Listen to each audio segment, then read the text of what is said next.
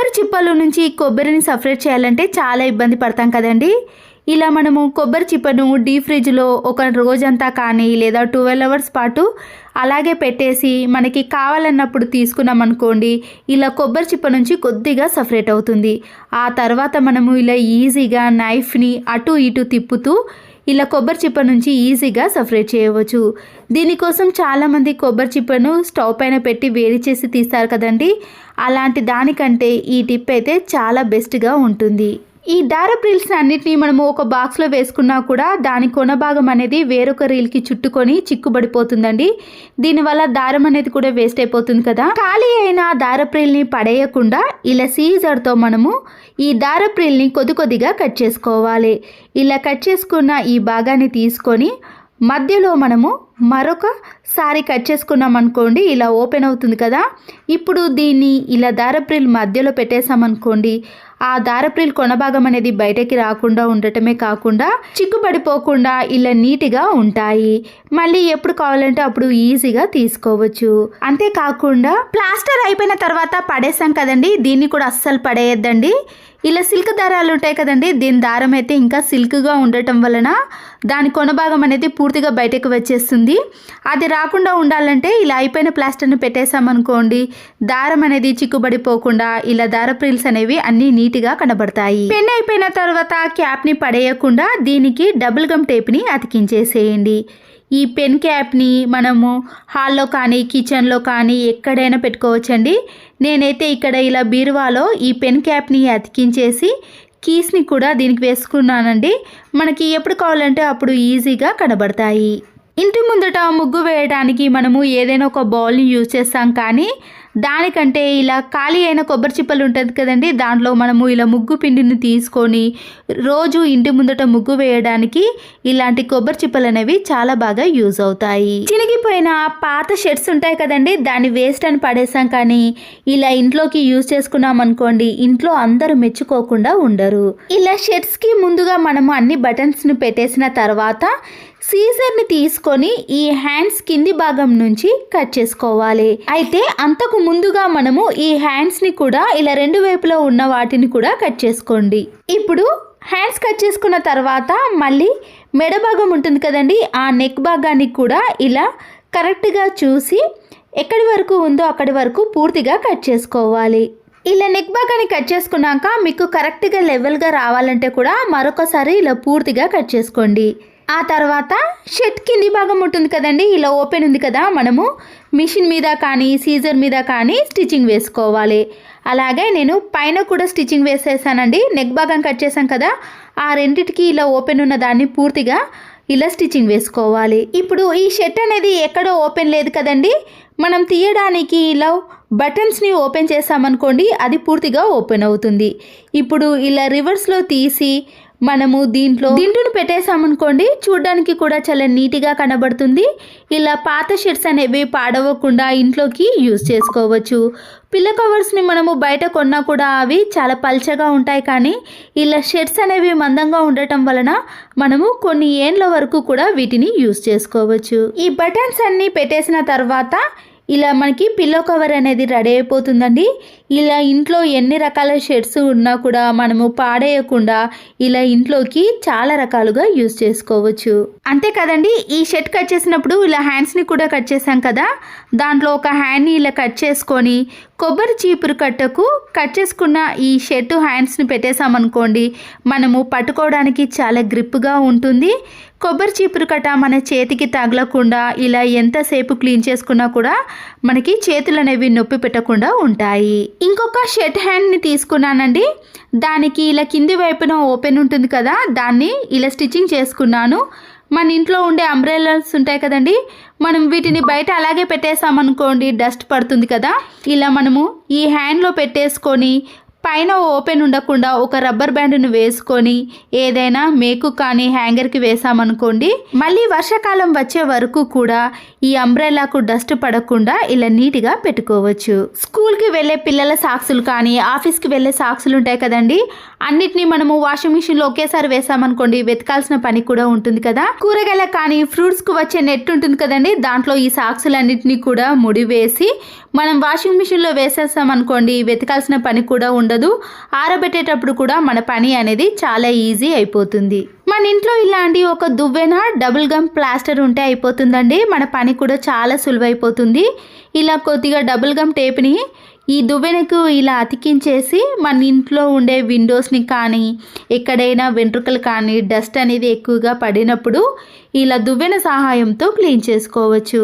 దీనికోసం మనము ఏదైనా క్లాత్తో క్లీన్ చేసి మళ్ళీ ఆ క్లాత్ని వాష్ చేయాల్సిన పని కూడా ఉంటుంది కదా, అలాంటి పని కూడా ఏది ఉండకూడదు అంటే ఇలా దువ్వెనకి ప్లాస్టర్ వేసి విండోస్ని స్లైడింగ్ డోర్స్ని క్లీన్ చేసుకున్నాం అనుకోండి, మన పని అనేది చిటికలో అయిపోతుంది.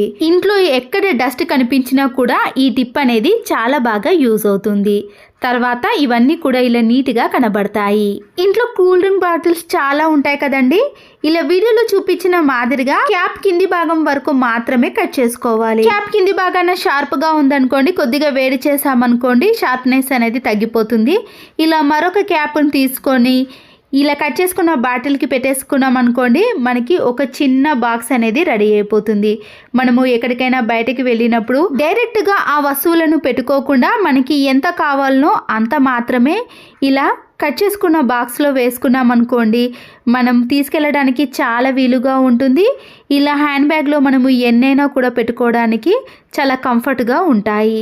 పౌడరే కాదండి, కుంకుమ కానీ క్రీమ్స్ కానీ ఇలా మనం తయారు చేసుకున్న దాంట్లో ఎన్నైనా పెట్టుకోవచ్చు. ప్రతిరోజు వంట చేసేటప్పుడు ఇలా కూరగాయలను కట్ చేసాం కదండి, మళ్ళీ దీన్ని చీపురు కట్టతో క్లీన్ చేయాల్సిన పని కూడా ఏర్పడుతుంది. ఇలా 5 kg కవర్స్ కానీ 10 kg కవర్స్ ఉంటాయి కదండి, మనము సరుకులు తెచ్చుకున్నప్పుడు ఇలాంటి పెద్దగా ఉన్న కవర్స్ని పడేయకుండా ఇలా సీజర్తో పూర్తిగా కట్ చేసుకున్నాం అనుకోండి, ఇవి వెడల్పుగా ఓపెన్ అవుతాయి. అప్పుడు దీంట్లో మనము ప్రతిరోజు కూరగాయలను కట్ చేసేటప్పుడు ఈ కవర్ని పరుచుకొని కట్ చేసుకున్నాం అనుకోండి, వేస్టేజ్ అంతా కూడా ఈ కవర్లోనే ఉంటుంది. డైరెక్ట్గా మనము ఈ కవర్ని తీసుకెళ్ళి డస్ట్బిన్లో పడేసామనుకోండి, మళ్ళీ ఇల్లు చిమ్మే పని కూడా అస్సలకే ఉండదు. ఇంట్లో ఇలాంటి దువ్వెనలు ఉన్నప్పుడు మేకును మనము ఎక్కడైనా బిగించాలి అనుకుంటే ఇలా దువ్వెనలో ఇలా మేకుని పెట్టేసి ఎక్కడైతే మేకును బిగించాలనుకుంటున్నామో ఆ ప్లేస్లో ఇలా దువ్వెన సహాయంతో మేకును బిగించవచ్చు. చేత్తో పట్టుకొని మేకును బిగించామనుకోండి, అది స్లిప్ అయిపోతుంది కదా, అలా స్లిప్ కాకుండా డైరెక్ట్గా ఇలా గోడకు మేకును బిగించాలంటే ఈ టిప్ అనేది చాలా బాగా యూజ్ అవుతుంది. ఈ మేక్ కూడా లూజ్గా ఉండదండి, ఇలా టైట్గా గోడలోకి వెళ్ళిపోతుంది. ఇలాంటి గోల్డ్ రింగ్స్ని మనము లూజ్గా ఉన్నప్పుడు దారాన్ని చుట్టి ఈ రింగ్స్ని పెట్టుకుంటాం కదండి, ఆ దారాన్ని చుట్టడం అనేది ఒక పనిగా అనిపిస్తుంటుంది, టైం కూడా వేస్ట్ అయిపోతుంది. పిల్లలకైనా మనమైనా ఎక్కడికైనా ఇలాంటి రింగ్స్ని పెట్టుకునేటప్పుడు లూజ్గా ఉన్నప్పుడు వీడియోలో చూపించిన మాదిరిగా ఈ రింగ్ మధ్యలో నుంచి తీసి ముడి వేయాలి. ఇలా మనకి రింగ్ సైజుని బట్టి ఎన్ని ముళ్ళైనా వేసుకున్నాం అనుకోండి, అప్పుడు రింగ్ అనేది టైట్ అయిపోతుంది. పిల్లలకి పెట్టినప్పుడు మనము భయపడుతూ ఉంటాం కదండి, రింగ్ ఎక్కడ పడిపోతుందో అని. అలాంటి భయాలు లేకుండా ఇలా రబ్బర్ బ్యాండ్తో ముడి వేసి పెట్టేసామనుకోండి, రింగు లూజ్ ఉన్నా టైట్ ఉన్నా కానీ ఎవరైనా తీసినా కానీ అంత ఈజీగా రాకుండా ఇలా టైట్గా వేలికే ఉండిపోతుంది. ముందుగా వేలికి రింగును పెట్టకుండా ఈ రబ్బర్ బ్యాండ్ను వేసిన తర్వాత అప్పుడు రింగును పెట్టేసుకోవాలి. ఈ రబ్బర్ బ్యాండ్ కనబడుతుంది అనుకున్న వాళ్ళు ఇలా సైడ్కి అటువేలికి మధ్యలో కానీ ఇటువేలి సైడ్కి పెట్టేసామనుకోండి, ఈ రబ్బర్ బ్యాండ్ కూడా కనపడకుండా నీట్గా ఉంటుంది. ఈ టిప్ నచ్చిందా అండి? నచ్చితే మాత్రం లైక్ చేయడం మర్చిపోకండి. మరొక యూస్ఫుల్ టిప్ని కూడా చూసేయండి. ఫోన్ పౌచ్ అనేది చాలా రోజులు అలాగే పెట్టేసామనుకోండి, ఇలా మన చేతి వేళ్ళు కానీ పిల్లల అచ్చులు అనేవి అలాగే ఉండిపోతాయి. కొద్దిగా వైట్ వెనిగర్ని వేసి ఏదైనా ఒక క్లాత్తో తుడిచేసామనుకోండి, ఫోన్ పౌచ్ అనేది చాలా నీట్గా క్లీన్గా ఉంటుంది. దానిపై పడ్డ డస్ట్ అనేది ఫోన్లోకి వెళ్ళిపోకుండా ఇలా అప్పుడప్పుడు మనము ఫోన్ పౌచ్ని కూడా నీట్గా క్లీన్ చేసుకోవాలి. స్పాంజ్ డస్టర్లు కానీ ఆన్లైన్లో ఆర్డర్ పెట్టినప్పుడు ఇలాంటి స్పాంజ్ క్లాతులు వచ్చాయనుకోండి, మనం వేస్ట్ అని పడేయకుండా ఇలా సబ్బును పెట్టే ప్లేస్లో ముందుగా ఈ డస్టర్ని కానీ ఇలాంటి స్పాంజ్ క్లాత్ని పెట్టేసామనుకోండి, సబ్బు అనేది త్వరగా అరిగిపోకుండా ఉండటమే కాకుండా ఇలాంటి సోప్ బాక్స్కి సబ్బు అనేది అంటుకోకుండా ఎప్పుడు చూసినా కూడా మనం క్లీన్ చేసిన మాదిరిగా కనిపిస్తుంది. ఇంట్లో ఎవరికో ఒకరికైనా ఖచ్చితంగా స్పెట్స్ అనేవి ఉంటాయండి. స్పెట్స్ అనేవి చెవుల నుండి జారిపోయినప్పుడు కానీ లూజ్గా అయిపోయినప్పుడు ఇలాంటి రబ్బర్ బ్యాండ్లు ఉంటాయి కదండి, వాటిని 2 తీసుకొని ఇలా స్పెట్స్ యొక్క చివరి భాగాన ఇలా రౌండ్గా తిప్పేసేయాలి. ఇలా టైట్గా వేసేస్తామనుకోండి, మనము స్పెట్స్ పెట్టుకున్నప్పుడు కిందికి జారకుండా టైట్గా ఉంటాయి. ప్రతిసారి స్పెట్స్ లూజ్ అయినా టైట్ అయినా మనము మరొక స్పెట్స్ని తీసుకునే బదులు ఇలాంటి చిన్న టిప్ని ఫాలో అవ్వచ్చు. పండగలకి కానీ లేదా టెంపుల్కి వెళ్ళినప్పుడు దీపారాధన చేసేటప్పుడు ఒక్కొక్కసారి కొత్త డ్రెస్ల పైన ఇలాంటి నూనె పడుతుందండి. పడ్డప్పుడు మనము వెంటనే ఒక చాక్ పీస్ని తీసుకొని బాగా రఫ్ చేయాలి, లేదా కొద్దిగా చాక్ పీస్ పౌడర్ని తీసుకొని ఎక్కడైతే ఆయిల్ ఉందో ఆ ప్లేస్లో ఈ చాక్ పీస్ పౌడర్ని వేసి ఒక 5 మినిట్స్ పాటు అలాగే ఉంచేసేయండి. అప్పుడు ఈ పౌడర్ అంతా కూడా ఆయిల్ని పీల్చేస్తుంది. తర్వాత మనము సోప్తో కానీ లేదా మామూలుగా వాటర్తో క్లీన్ చేసినా కూడా ఈ ఆయిల్ మరకలు అనేవి ఈజీగా తొలగిపోతాయి. మరొక యూస్ఫుల్ టిప్ని కూడా చూసేయండి. పిల్లలకి అప్పటికప్పుడు ఏవైనా స్నాక్స్ చేయాలంటే మన ఇంట్లో ఆనియన్స్, టమాటో ఉంటే సరిపోతుందండి. ఇలా స్టవ్ ఆన్ చేసేసి ఒక ప్యాన్ పెట్టేసి 2 టీ స్పూన్స్ వరకు ఆయిల్ని వేసిన తర్వాత సన్నగా కట్ చేసుకున్న ఆనియన్స్ని, టమాటోస్ని మెత్తగా ఫ్రై చేసుకోవాలి.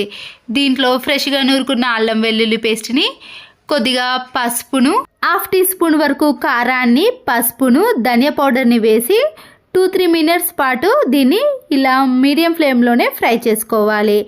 ఇలా కొద్దిగా మెత్తబడిన తర్వాత దీన్ని వేరే గిన్నెలోకి తీసుకుని మళ్ళీ అదే ప్యాన్లో కొద్దిగా ఆయిల్ని వేసి బ్రెడ్ పైన మనం ఫ్రై చేసుకున్న ఈ టమాటో ఆనియన్ని పూర్తిగా స్ప్రెడ్ చేసిన తర్వాత దీనిపైన మరొక బ్రెడ్ని కూడా పెట్టేసుకోవాలి.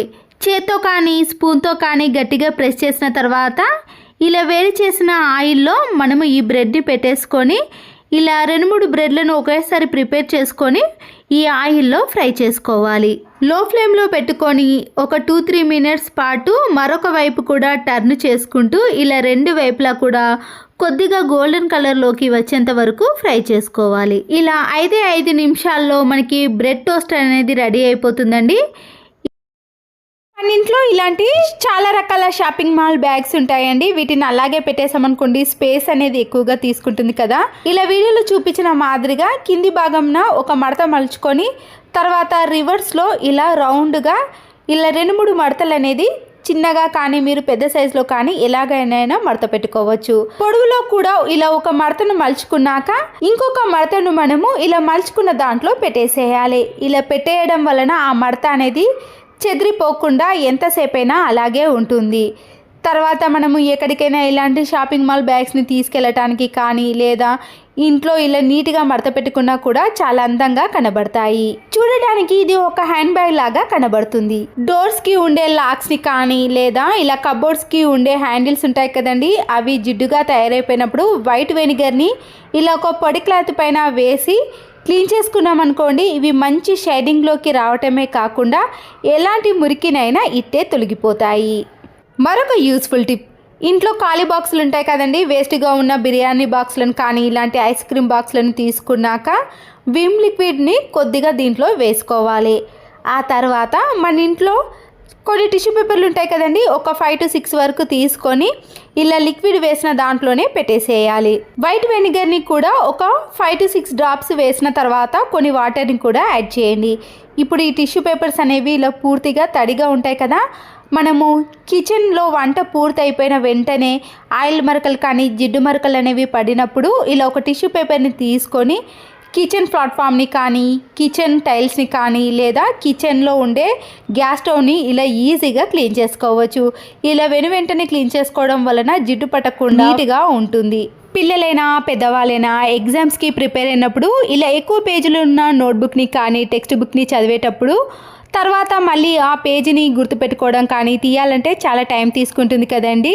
అలాంటప్పుడు మనము ఇలా ఒక టిక్ టాక్ పిన్ను ఎక్కడి వరకు చదివామో ఆ పేజీకి ఇలా పిన్ చేసేసామనుకోండి, మళ్ళీ టైంకి ఆ పేజీని ఈజీగా తీసుకొని చదవగలుగుతాం. సంక్రాంతి పండుగకి పిల్లలు చెరకాలను యూజ్ చేస్తారు కదండి, ఇలా ప్లాస్టిక్ని ఎన్నో డబ్బులు ఖర్చు పెట్టి కొంటారు, తర్వాత దాన్ని అలాగే పడేస్తాం కదా.